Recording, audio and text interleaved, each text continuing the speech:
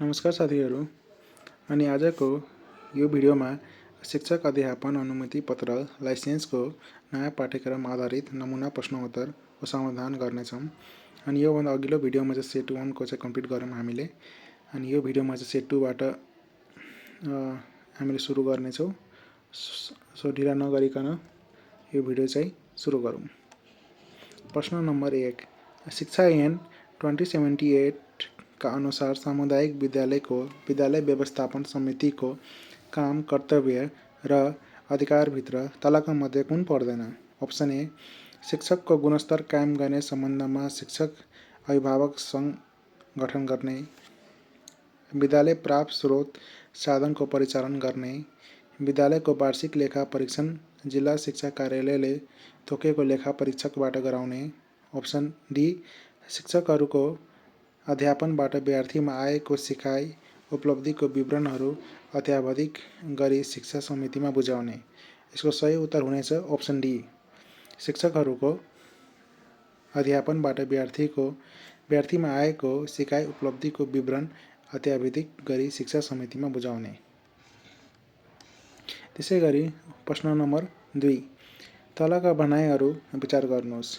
शिक्षक नियमावली 2059 अनुसार कारा र शिक्षक छनौट समितिको सदस्य सचिव प्रधानाध्यापक रहने व्यवस्था छ। करार नियुक्ति लिने शिक्षकले विद्यालय व्यवस्थापन समितिबाट बढीमा शैक्षिक सत्रको लागि नियुक्ति लिने व्यवस्था छ। अप्सन सी, सरुवा हुन चाहने शिक्षकले अनुसूची 17 बमोजिमको ढाँचामा जिल्ला शिक्षा अधिकारी समक्ष निवेदन दिनुपर्दछ। अप्सन डी, सबै ठिक। यसको सही उत्तर हुनेछ सबै ठिक, अप्सन डी। त्यसै गरी प्रश्न नम्बर 3 मा शिक्षक सेवा आयोग नियमावली 2057 बमोजिम अध्यापन अनुमति पत्र लिनको लागि उम्मेदवार हुन नसक्ने व्यवस्था तलका मध्ये कुन हो?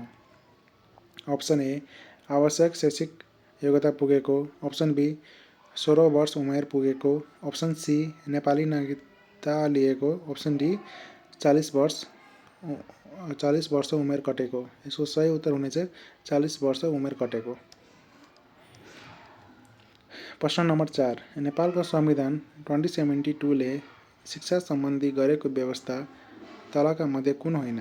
संस्थागत विद्यालयलाई अनुदान विशेष व्यवस्थापन मिलाउने, आधारभूत तहसम्म शिक्षा अनिवार्य निःशुल्क गर्ने, माध्यमिक तहसम्मको शिक्षा निःशुल्क गर्ने, प्रत्येक अपाङ्ग र विपन्नलाई निःशुल्क शिक्षा दिने व्यवस्था मिलाउने। यसको सही उत्तर हुनेछ अप्सन ए, संस्थागत विद्यालयलाई अनुदानको विशेष व्यवस्था मिलाउने। यो चाहिँ पर्दैन। यो शिक्षा सम्बन्धीले गरेको व्यवस्थामा फर्स्टको अप्सन चाहिँ पर्दैन। सो यो अप्सन ए चाहिँ ठिक हो। त्यसै गरी क्वेसन नम्बर 5 मा विशेष शिक्षाको मूल मर्म के हो? अप्सन ए, समावेशी शिक्षाको मान्यता बमोजिम कक्षा कोठामा सबै बालबालिकालाई सिकाइमा समान अवसर सिर्जना गर्नु, शैक्षिक अधिकार प्राप्तिका लागि समतामूलक पहुँचको आधारमा शिक्षा दिनु, सिकाइ सहजीकरण प्रक्रियामा कमजोर विद्यार्थीलाई विशेष सुविधा प्रदान गर्नु। अप्सन डी, अपाङ्गता भएका बालबालिकालाई छुट्टै समूहमा राखी निश्चित माध्यमबाट शिक्षा दिनु। Option D is the right answer.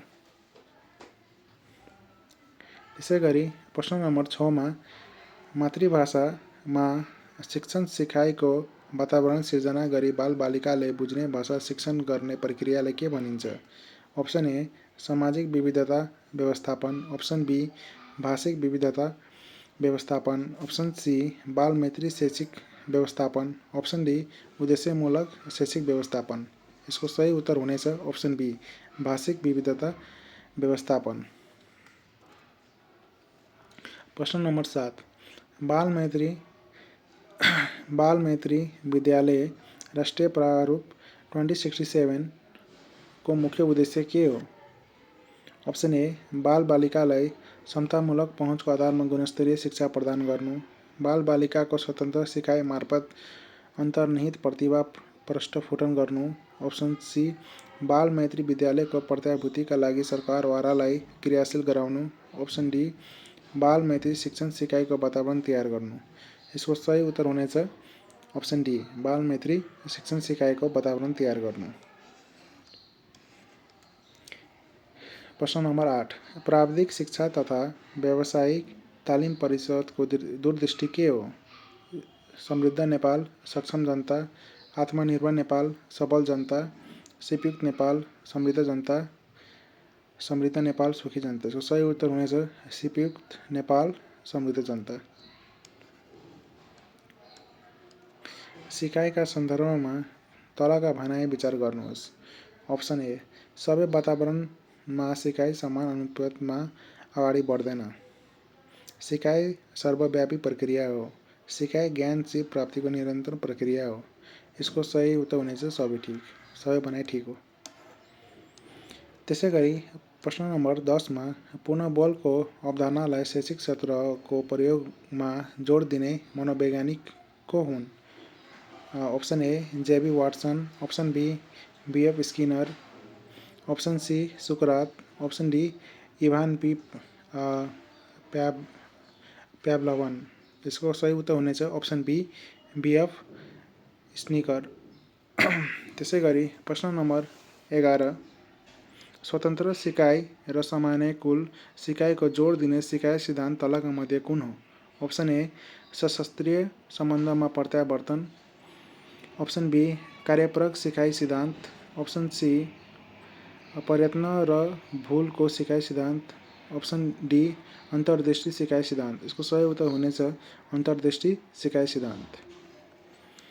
विद्यालय सुधार योजना पूर्ण प्रयोगमा आएको कुन आर्थिक वर्षबाट हो?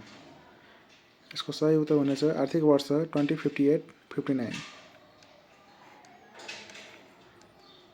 प्रश्न नम्बर 13, उत्तर बाल्य अवस्थाका बालबालिकालाई समाजीकरणमा डोर्याउने मुख्य भूमिका तलका मध्ये कुन हो?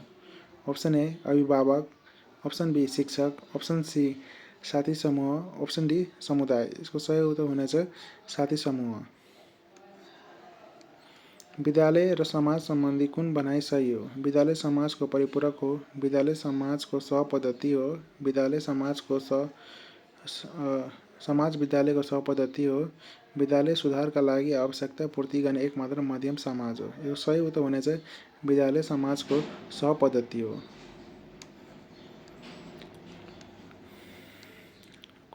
प्रश्न नम्बर 15, शिक्षक सक्षमता प्रारूप 2072 बमोजिम शिक्षकको सक्षमता तलका मध्ये कुन होइन? अप्सन ए, विषयवस्तुको ज्ञान, अप्सन बी, समुदाय, धर्म, संस्कृति, परम्परा र भाषिक ज्ञान, सिकारु सम्बन्धी ज्ञान र अप्सन डी, कानुनी आधार तथा पेशागत आचार संहिता। यसको सही उत्तर हुनेछ अप्सन बी, समुदाय, धर्म, संस्कृति, परम्परा र भाषिक ज्ञान। त्यसैगरी प्रश्न नम्बर 16, शिक्षकको पेशागत विकास कार्यक्रम टिपिटी को सुरुवात कहिलेदेखि भयो? यसको सही उत्तर हुनेछ आर्थिक वर्ष 2066-67बाट।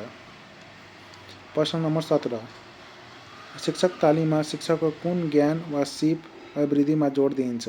विषयवस्तुको ज्ञान, शिक्षण कार्यकौशल, व्यावहारिक ज्ञान, समय सान्दर्भिक प्राविधिक ज्ञान र सिप। यसको सही उत्तर हुनेछ अप्सन बी, शिक्षण कार्यकौशल। प्रश्न नम्बर 18, जान्न, गन्न, बन्न र सँगै जिउनको लागि सिकाइ पनि गुणस्तरीय शिक्षालाई 4 खम्बाको रूपमा परिभाषित कसले गरेको हो? यसको सही उत्तर हुन्छ युनेस्को। Option A. प्रश्न नम्बर 19, समाजवाद उन्मुख सामाजिक न्यायमा आधारित समृद्ध राष्ट्र निर्माणका लागि सक्षम र प्रतिस्पर्धा नागरिक विकास भन्ने दृष्टिकोण कुन दस्तावेजमा उल्लेख गरिएको छ? अप्सन ए, आपदिक योजना, अप्सन बी, राष्ट्रिय पाठ्यक्रम प्रारूप, अप्सन सी, विद्यालय क्षेत्र विकास योजना, अप्सन डी, राष्ट्रिय शिक्षा नीति। यसको सही उत्तर हुनेछ राष्ट्रिय पाठ्यक्रम प्रारूप। प्रश्न नम्बर 20, माध्यमिक शिक्षाको कक्षा 9 देखि नै प्रारम्भ हुने गरी पाठ्यक्रममा रोजगारमूलक प्राविधिक र तथा व्यावसायिक सिप विकास सम्बन्धीहरू समावेश गरिने पक्षमा कसले जोड दिएको छ? अप्सन ए, आपदिक योजना, अप्सन बी, राष्ट्रिय पाठ्यक्रम प्रारूप, ऑप्सन सी विद्यालय क्षेत्र विकास योजना, ऑप्सन डी राष्ट्रिय शिक्षा नीति। यसको सही उत्तर हुनेछ राष्ट्रिय शिक्षा नीति। प्राविधिकको लागि चाहिँ राष्ट्रिय शिक्षा नीति, अनि माथि राष्ट्र निर्माणलाई सक्षम र प्रतिस्पर्धा नागरिक विकास गर्ने दृष्टिकोण राख्ने दस्तावेज चाहिँ राष्ट्रिय पाठ्यक्रम प्रारूप हुनेछ। त्यसै गरी प्रश्न नम्बर 21,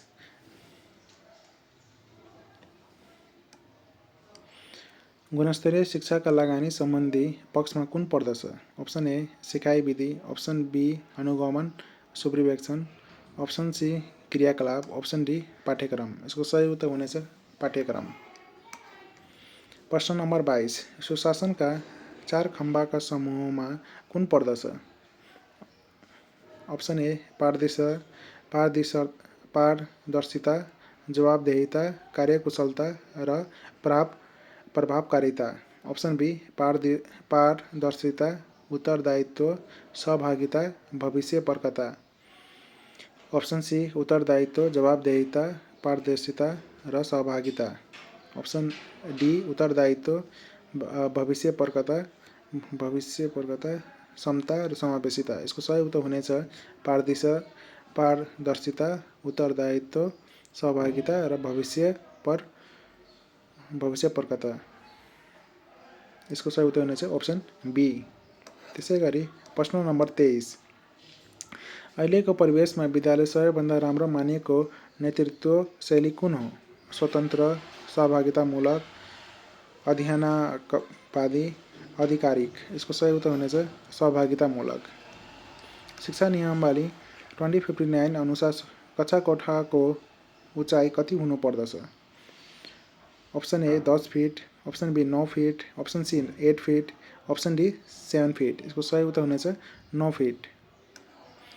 विषयवस्तुको अवधारणा प्रष्ट पार्न कसले बढी सहयोग गर्दछ? अप्सन ए शैक्षणिक पाठिक, मल्टिमिडिया प्रोजेक्टर पहिचान गर्नु, सङ्गठन गर्नु। यसको सही उत्तर हुनेछ मल्टिमिडिया प्रोजेक्टर। प्रश्न नम्बर 26, विद्यार्थीको बुझाइ सिपको परीक्षण गर्न तल दिएको मध्ये कुन क्रियापद प्रयोग गर्नुपर्छ? व्याख्या गर्नु, प्रमाणित गर्नु, पहिचान गर्नु, सङ्गठन गर्नु। यसको सही उत्तर हुनेछ व्याख्या गर्नु। त्यसै गरी प्रश्न नम्बर 27, बहुकक्षा शिक्षण कस्तो अवस्थामा बढी उपयुक्त मानिन्छ? अप्सन ए बढी विद्यार्थी सङ्ख्या र शिक्षक सङ्ख्या कम भएको अवस्थामा, अप्सन बी विषयगत शिक्षकहरूको उपलब्धता भएको अवस्थामा, विद्यार्थी सङ्ख्या धेरै तर शिक्षक सङ्ख्या कम भएको अवस्थामा, अप्सन डी विद्यालयको भौतिक अवस्था कमजोर भएको अवस्थामा। यसको सही उत्तर हुनेछ अप्सन ए विद्यार्थीको सङ्ख्या र शिक्षक सङ्ख्या कम भएको अवस्थामा। राष्ट्रिय पाठ्यक्रम प्रारूप 2076 अनुसार एक वर्षमा कति समय पठन पाठन हुनुपर्छ? अप्सन ए कम्तीमा 192 डेज, अप्सन बी 210 दिन, अप्सन सी 205 दिन, अप्सन डी 220 दिन। यसको सही उत्तर हुनेछ कम्तीमा 192 दिन और डेज। त्यसै गरी प्रश्न नम्बर 29, बहुपाठ्य पुस्तक स्वीकृति सम्बन्धमा नीति तर्जुमा कसले गर्छ? अप्सन ए पाठ्यक्रम विकास केन्द्र, अप्सन बी राष्ट्रिय पाठ्यक्रम विकास तथा मूल्याङ्कन परिषद, अप्सन सी राष्ट्रिय शिक्षा परिषद, अप्सन डी शिक्षा विज्ञान तथा प्रविधि मन्त्रालय। यसको सही उत्तर हुनेछ राष्ट्रिय पाठ्यक्रम विकास तथा मूल्याङ्कन परिषद। त्यसै गरी प्रश्न नम्बर 30, पाठ्यक्रम र पाठ्यपुस्तकको आधारमा तयार गरिएको साधनलाई के भनिन्छ? पाठ्यक्रम प्रारूप, शिक्षक निर्देशिका, पाठ्यपुस्तक, सन्दर्भ सामग्री। पाठ्यक्रम र पाठ्यपुस्तकको आधारमा तयार गरिएको साधनलाई के भनिन्छ? शिक्षक निर्देशिका भनिन्छ। Option B is the right answer. त्यसै गरी नेपालको वर्तमान पाठ्यक्रम सम्बन्धी दिएको कथनको आधारमा सही विकल्प छान्नुहोस्। राष्ट्रिय पाठ्यक्रम विकास तथा मूल्याङ्कन परिषदले पाठ्यक्रम सम्बन्धी नीतिगत निर्देश गर्दछ। शिक्षा विज्ञान तथा प्रविधि मन्त्रालयले पाठ्यक्रम सम्बन्धी नेपाल सरकारको तर्फबाट निर्णय गर्दछ। पाठ्यक्रम विकास केन्द्रले पाठ्यक्रम सम्बन्धी निर्णयहरू कार्यान्वयन गर्दछ। यो 3वटा भनाइ ठिक छ। अनि लास्टको भनाइ चाहिँ प्रदेश सरकार र स्थानीय तहले पाठ्यक्रम सम्बन्धी नीतिगत निर्णयहरू कार्यान्वयन गर्दछ। यो चाहिँ भेटिएको। त्यसै भएर अ आ इ option D is the right answer. पाठ्यघण्टा भन्नाले के बुझिन्छ? पठन पाठनका लागि खर्च भएको 32 हप्ताको समयलाई पठन पाठन बुझिन्छ। एक हप्ता अप्सन बीमा चाहिँ एक हप्तामा पढाउने लाग्ने 32 घन्टाको समय, एक महिनामा पढाउन लाग्ने 32 घन्टाको समय, एक वर्षमा पढाउन लाग्ने समय। यसको सही उत्तर हुने चाहिँ अप्सन ए, पठन पाठनका लागि खर्च भएको 32 हप्ताको समय। त्यसै गरी 33 नम्बर प्रश्न, तलका मध्ये कुन शिक्षण विधि अन्तर्क्रियात्मक विधि अन्तर्गत पर्दछ? अप्सन ए व्याख्यान विधि, अप्सन बी प्रदर्शन विधि, अप्सन सी प्रश्नोत्तर विधि, अप्सन डी खोज विधि। यसको सही उत्तर हुनेछ प्रश्नोत्तर विधि। दैनिक जीवनका विभिन्न घटनाक्रम बालबालिकाको पूर्व सिकाइ अनुभव उदाहरणहरूको माध्यमबाट सिकाइ गराउने विधि कुन हो? अप्सन ए आगमन विधि, अप्सन बी निगमन विधि, अप्सन सी समस्या समाधान विधि, अप्सन डी परियोजना विधि। यसको सही उत्तर हुनेछ आगमन विधि। परियोजना विधिको मुख्य फाइदा कुन हो? अप्सन ए सिपको विकास र सहयोगात्मक सिकाइलाई बढावा दिने, अप्सन बी विद्यार्थीको सिकाइमा क्रियाशीलता बढाउन सकिने, अप्सन सी वैज्ञानिक सोचाइको विकास गर्न सकिने, अप्सन डी जोखिमपूर्ण कार्यको लागि प्रयोग गर्न सकिने। यसको सही उत्तर हुनेछ अप्सन ए सिपको विकास र सहयोगात्मक सिकाइको बढावा गर्ने। त्यसै गरी प्रश्न नम्बर 36, गुणात्मक परिमाणात्मक र मूल्य निर्धारण गर्ने प्रक्रियाको रूपमा मूल्याङ्कनलाई परिभाषित गर्ने प्रक्रियाको रूपमा मूल्याङ्कनलाई परिभाषित गर्ने विद को हुन्? Option A Gronback, Gronlund, Taylor, Stufflebeam. यसको सही उत्तर हुनेछ ग्रोनलुन्ड। गुणात्मक परिमाणात्मक र मूल्य निर्धारण गर्ने प्रक्रियाको परिभाषित गर्ने ग्रोनलुन्ड हुन्।